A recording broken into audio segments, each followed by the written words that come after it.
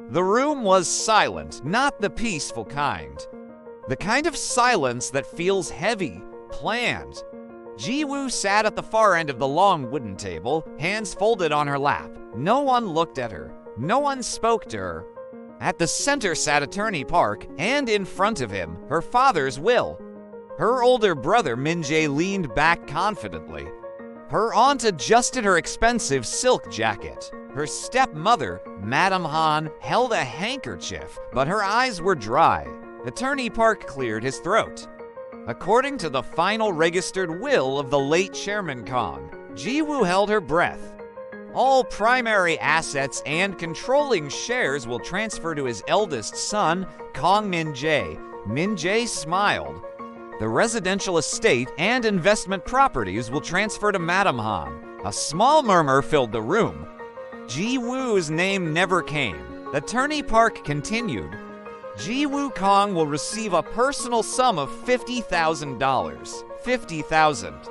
For a daughter who had stood beside her father for years. For the daughter who helped him rebuild the company after bankruptcy. $50,000. The will ended. And just like that, she was erased. Ji-woo did not cry. She stood, bowed slightly, and walked out.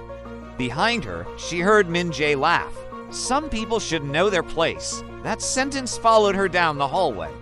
Know their place. For years, Ji-woo had worked inside the company quietly. She handled suppliers.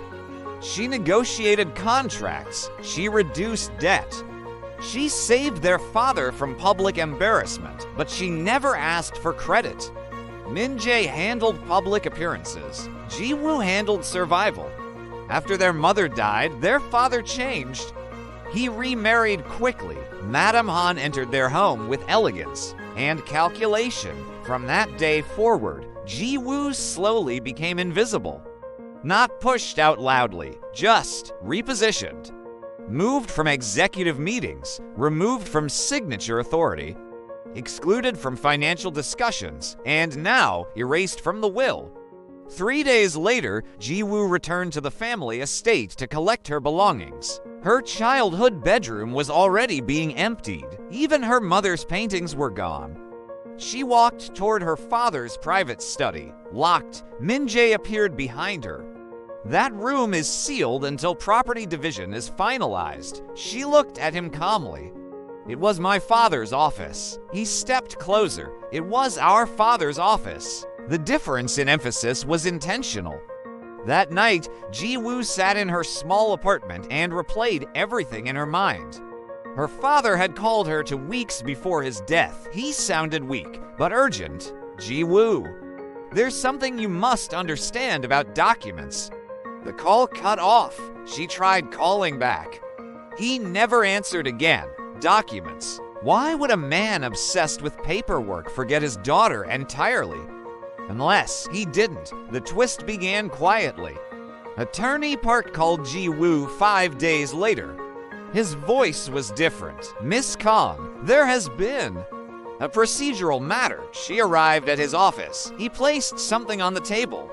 A sealed envelope. Stamped, registered, filed the same day as the will, but categorized as a personal instruction addendum. Min-jae and Madame Han had not been present when it was submitted. Attorney Park spoke carefully. This envelope was stored separately by your father's direct instruction.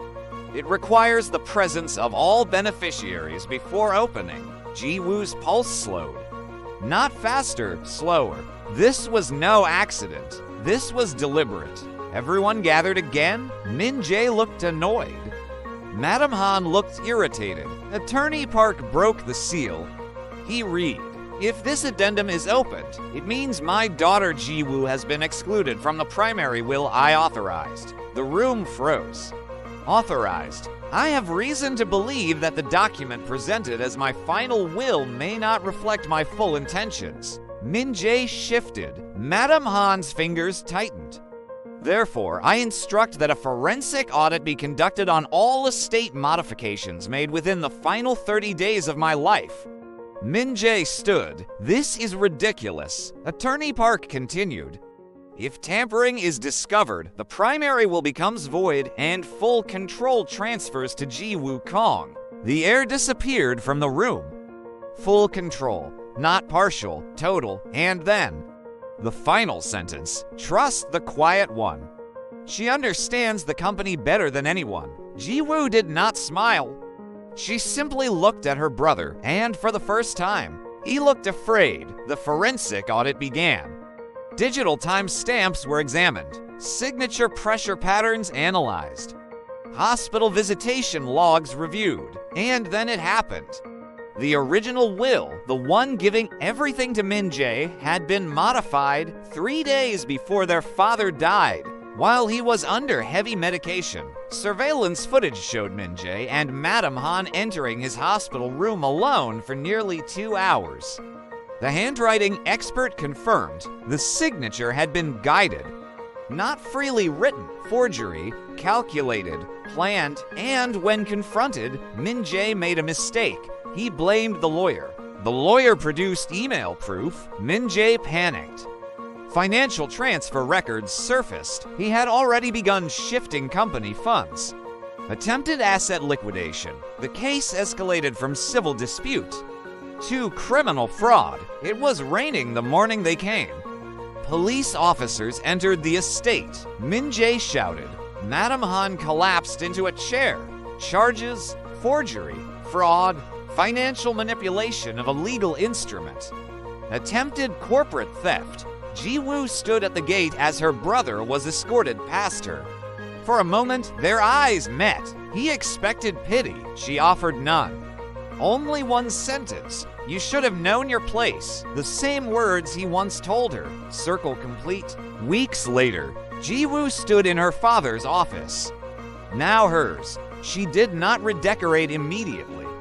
She sat at the desk quietly. She opened a drawer.